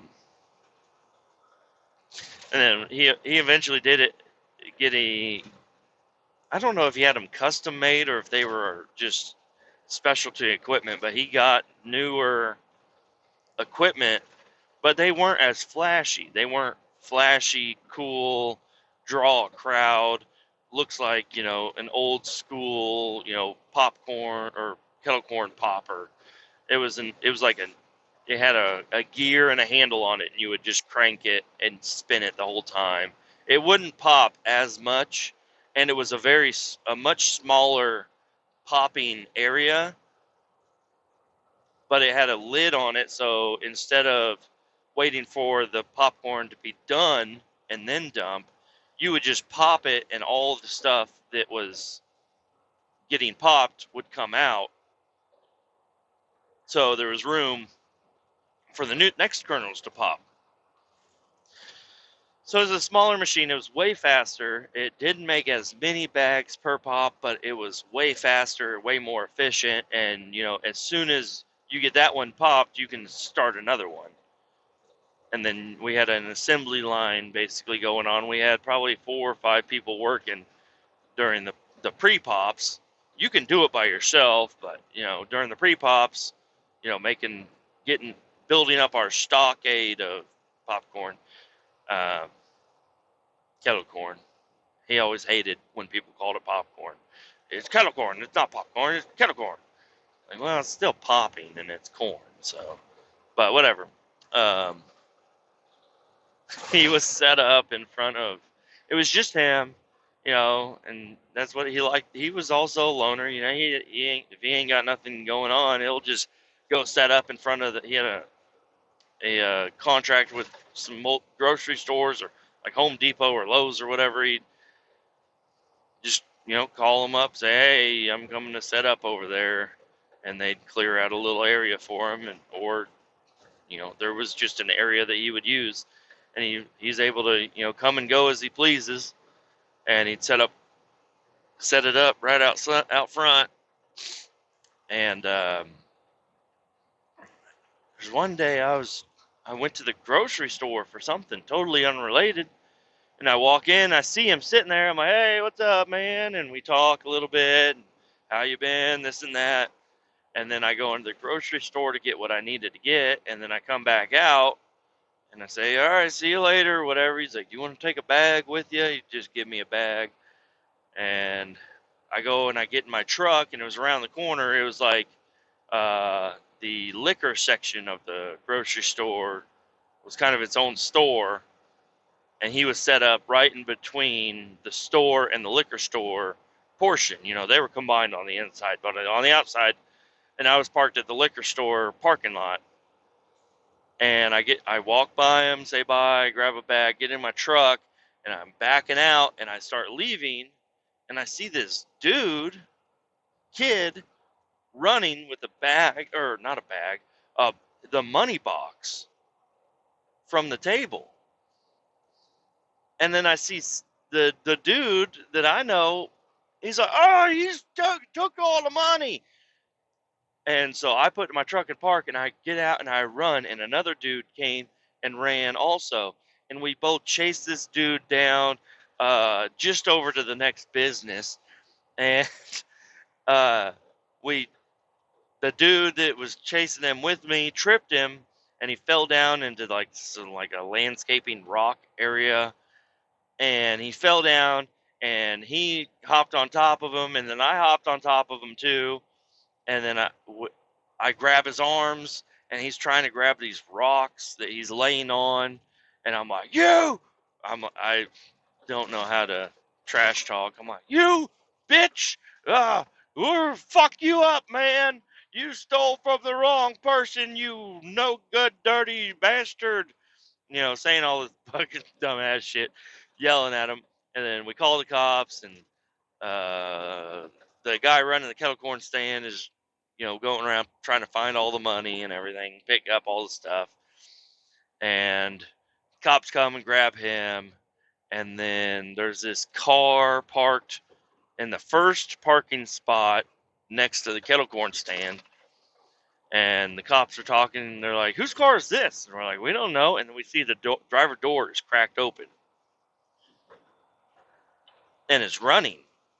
There's nobody in it, and it's got all these stickers on the back and everything, and then we kind of do our own little investigation. We're like, oh, he had his door cracked so he could just run up and hop in his car and go, or maybe I didn't notice him grab the box of money and run over and try to open the door, and then we started chasing him and he took off. But anyways, he ended up dropping the money box right in the middle of the road. So I go up and I'm like, dude, what the hell happened? Because he took the money box. He came up and he wanted to buy some kettle corn, and he pulled out a wad of change and he kind of dropped it on the table. So, some change fell down behind the table, and I bend down to pick it up. And as soon as I stand up, he's running off with the money box. I'm like, oh, that is smart. That is a smart way to do it. Accidentally drop some stuff, so you got to bend down. And he's over there by himself, so there's nobody else to watch. Plus, he's kind of in his own little containment area. He doesn't have a quick exit to run out after the dude without jumping over the table and stuff. But yep, we got him. We got that no good dirty bastard.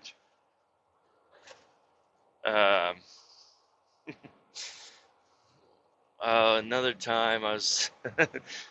It'd be funny if he listened to this. He won't. He'll never even know about this. Probably. It was one of the only times he's like, hey, I've got to go to the doctor's office or something.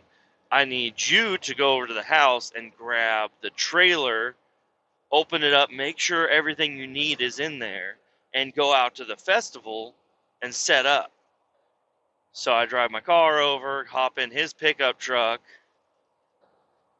and I think he took my car, and I grabbed his pickup truck with the trailer, opened it up, made sure everything was there and good to go, hook up the trailer.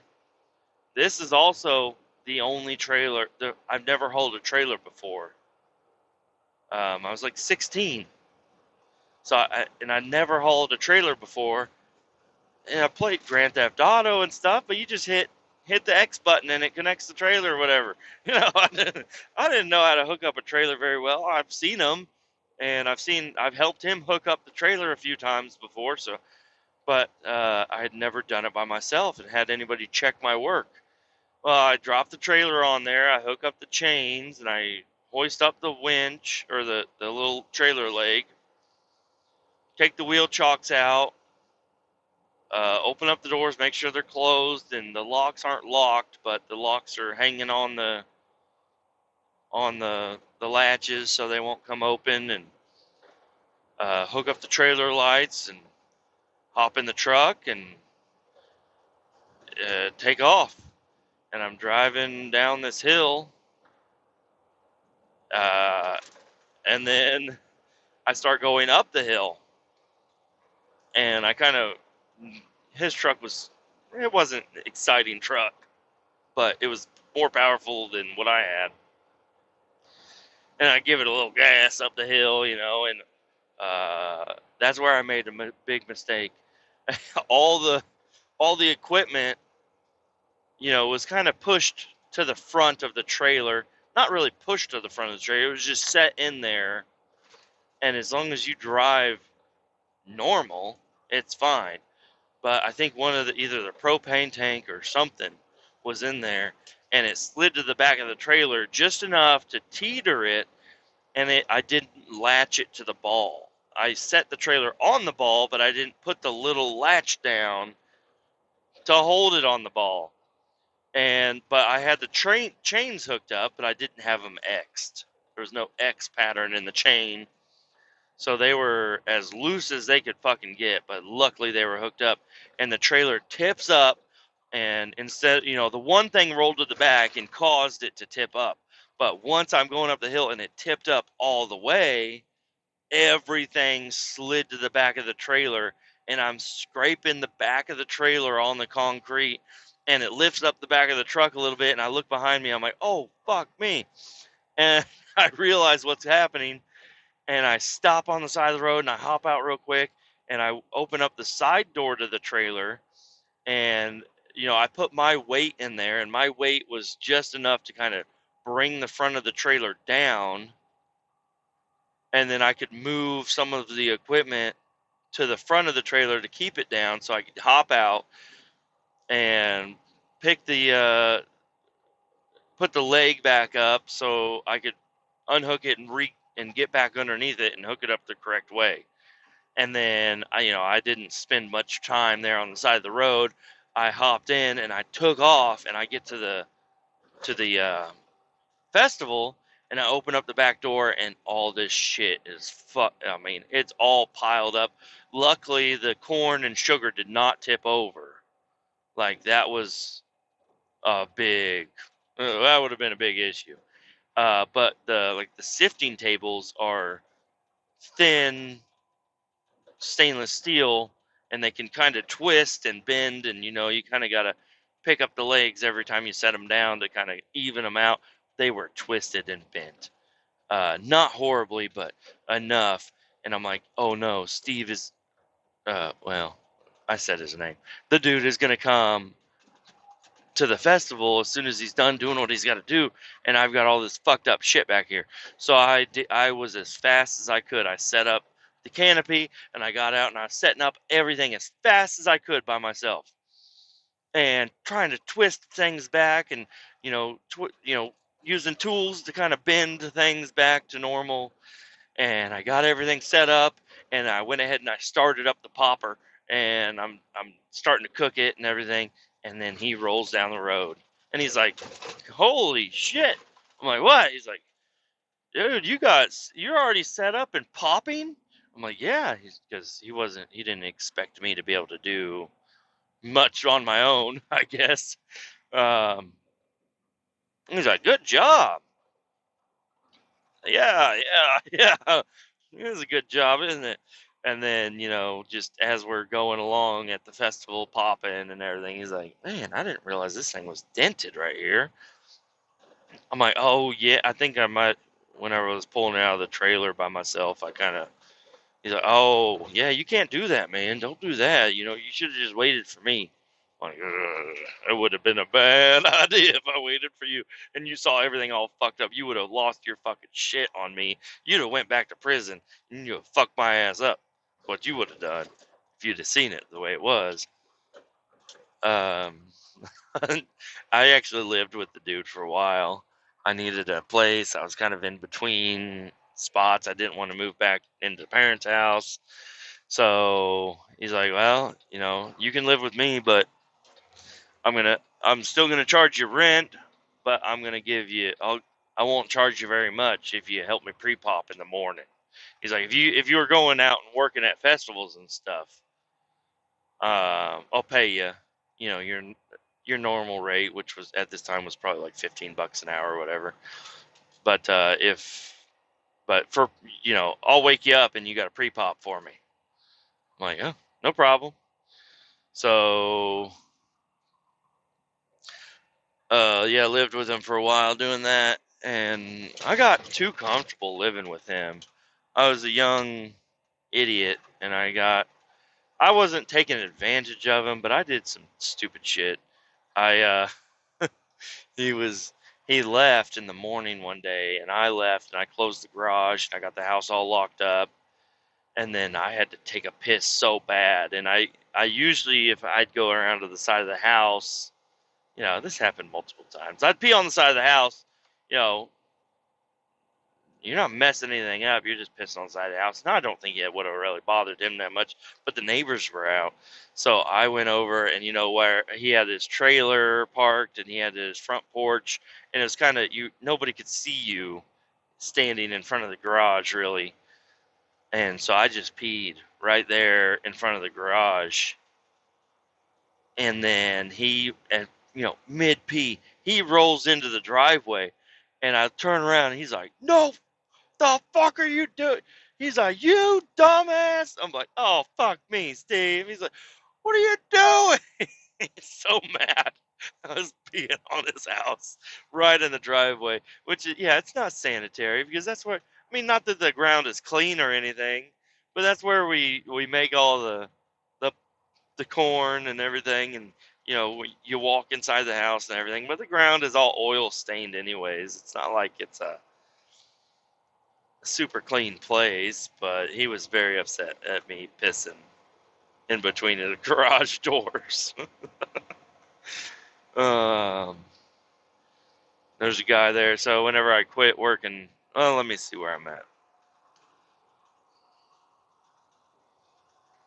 Yeah, I quit working at the the gas station. This is just a totally different situation, not related to, well, kind of related to that guy. I quit. I was tired of working at the gas station. The boss I had there was a fucking idiot. I was tired of working with him and dealing with his bullshit and his micromanagement and everything, which I was young. I probably needed it, but I think I was a better employee than some of the other people we got. I would actually mop the floors. Other people would just get the mop bucket out to make it look like they did something, but they wouldn't do shit.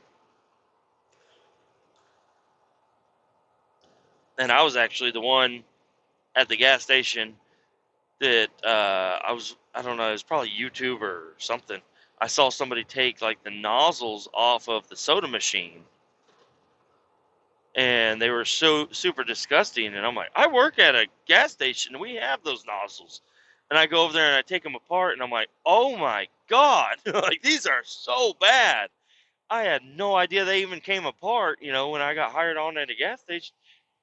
I'm going to blame that on the people that trained me, but nobody ever told me to take the nozzles off the soda machine.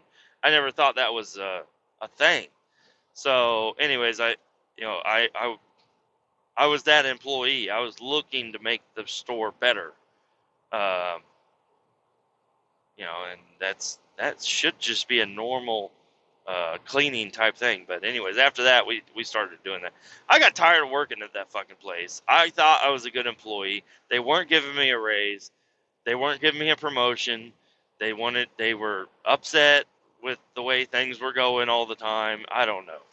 I quit, and I needed a different job, and I had another buddy. He was out at them bonfires and stuff.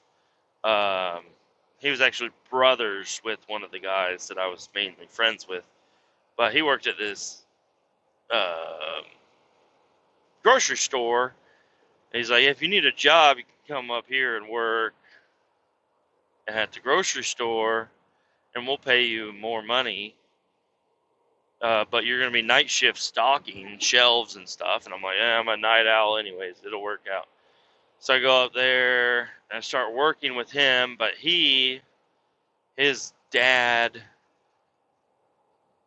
or grandpa or something was really good friends with the management or something. I don't know. Somehow he was connected to management. So he was I don't know, the kiss ass slash he didn't have to do shit type guy on the job because we all worked the same shift, but he didn't do shit. He's like, I'm the management. I don't have to do shit, And he would micromanagement like crazy. He was younger than me, and maybe that had something to do with it too. But we worked at this gas station or this grocery store stocking shelves. Trucks would come in, and you'd have to go offload the trucks, and then you'd tear down pallets and put things in their departments and take pallets out and just stock shelves, and they we were supposed to face the shelves and pull everything to the front is what I mean by that. And, center them up, make sure all the labels are out. Whenever you're stocking, put the new shit in the back and leave the old shit up front, and make sure nothing's expired, stuff like that. New products would come in, and you'd have to make a new spot for it and put up tags and discounts on stuff. You'd have to put up discount tags, stuff like that. Yeah, I had the chip, juice, peanut butter, jelly, cereal type aisle. I had a couple aisles, and it was cool. It was up in the city. It was in the inner city. There was some clubs around. We worked on weekends and everything, so there was always drunk party people coming in. There's also some not so good people coming in there all the time, stealing, and just other kids just fucking shit up. It's like, dude, I just worked on this whole aisle, and you walk down with your hand and you just walk along everything, knocking shit off and stuff. It's like, what the fuck? We had a lot of Mexican people working for us that did not speak any English at all, but working with them for a while, you learn some things, and they learn some things, and you can start talking to them, and it was really fun. And those people would bring their lunch every single day. Like I would go to like the deli counter and stuff and get and buy lunches and stuff, but they would bring their lunch, and were so gracious with everything. They were like, yeah, you want some, here you go, and they'd give me a tamale or a burrito or a taco or whatever. Sometimes they had just some strange stuff that I didn't even know what it was, but it tasted good and it was spicy. I liked it. And there's this one, I'm going to call her lady, but she looked like a girl, but she didn't, she was probably 50s, but she looked like 30. I 30 is a good number. She looked like she was 30, acted like she was 30, but she was really like 50 years old. And she was not bad looking at all. She would flirt with everybody. There was this black dude we worked with, and he got hired on after me.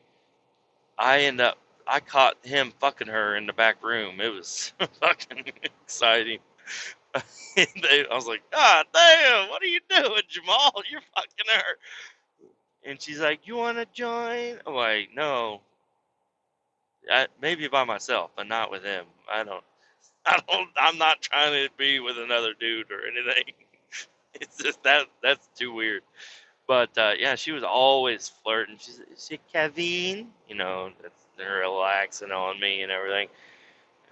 She'd give me a boner every now and again, just talk the way she talk and act around me. But I was young, so but I never got into that.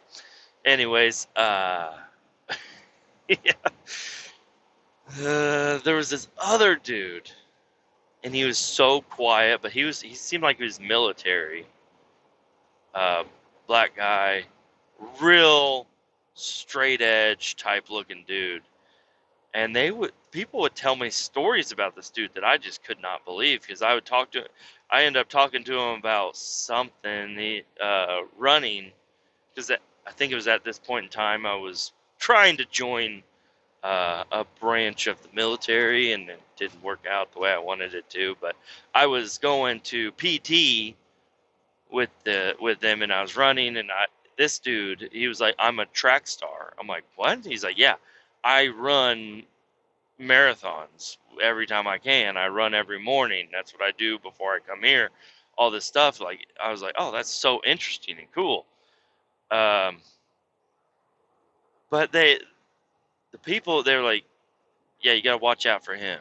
I'm like, what do you mean watch out for him?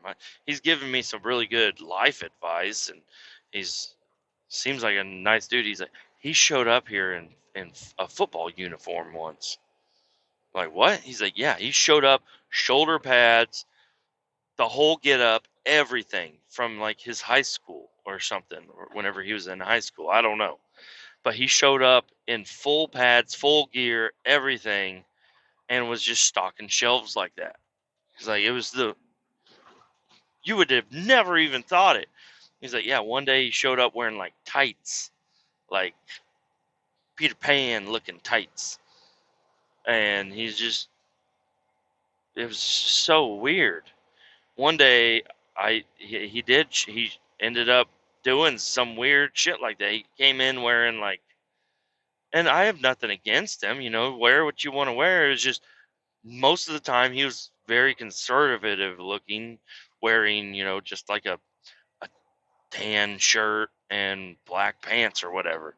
Nothing to even really explain about it. One day he showed up wearing like My Little Pony stuff, like My Little Pony everything. He had like medallions in his shoestrings and like a whole jacket full of, I don't know. It was like,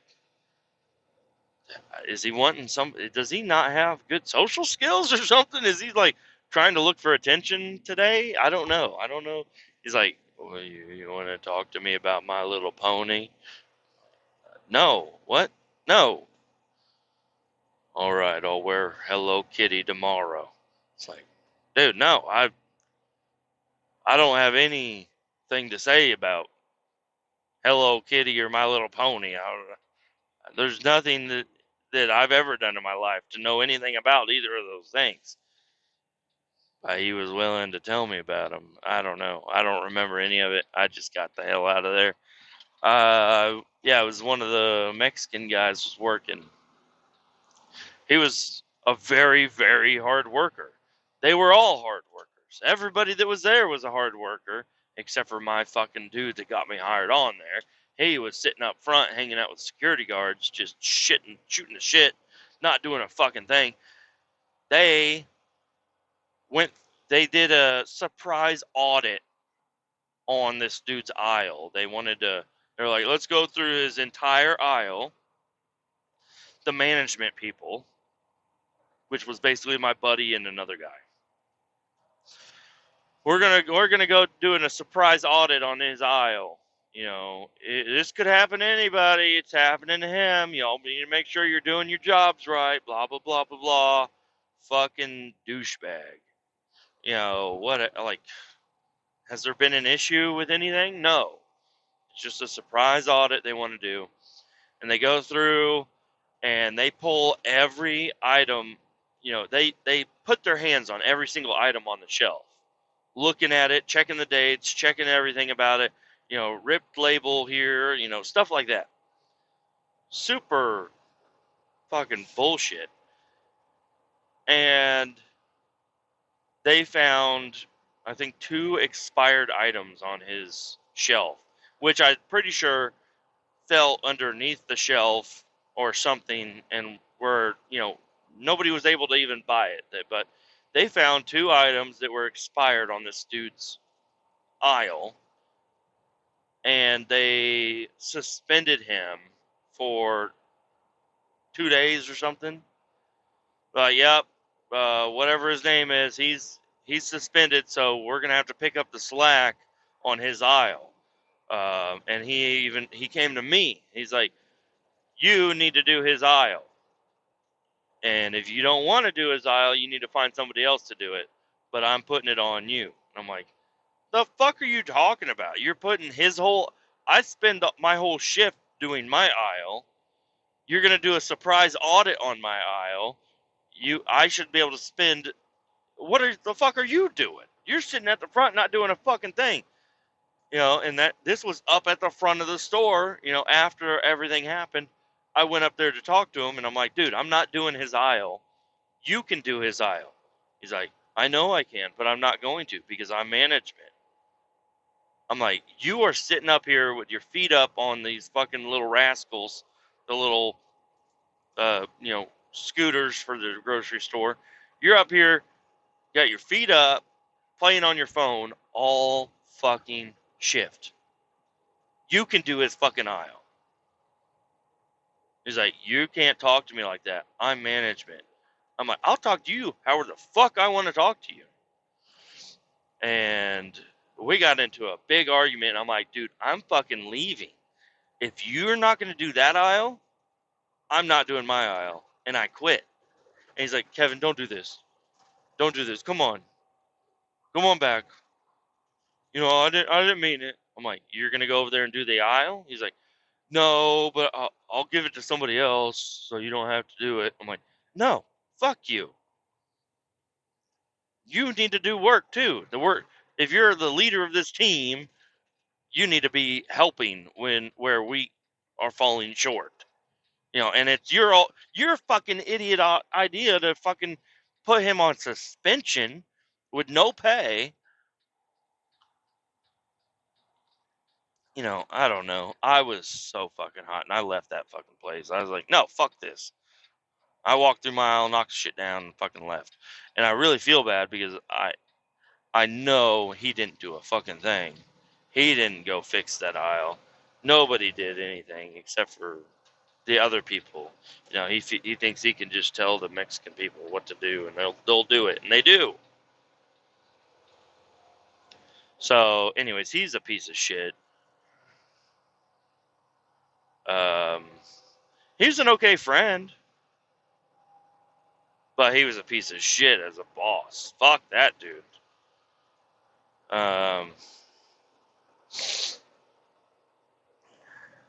Well, made it out of all them 2-lane highway, back road type situation. I made it out onto the interstate. Rolling down the highway. It's getting close to lunchtime. I'm thinking about eating some food.